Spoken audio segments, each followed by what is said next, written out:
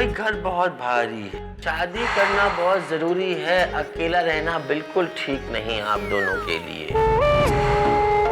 लुबनापी, it's a haunted house.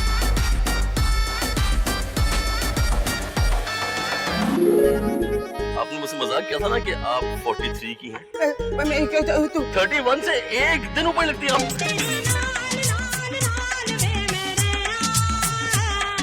Date पे जाने की तैयारी हो रही है। मैं तेरे लिए तो डेडी ढूंढ रही हूँ। बहुत जल्दी तेरी कमी पूरी हो जाएगी बबली।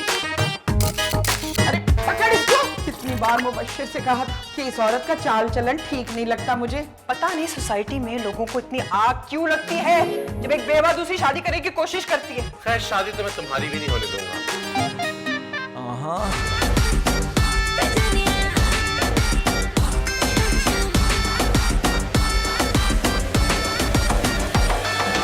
देखिए टेलीफिल्म अब बजेगी शहनाई ईद के दूसरे दिन शाम 7 बजे। ईद उल अजहा मुबारक।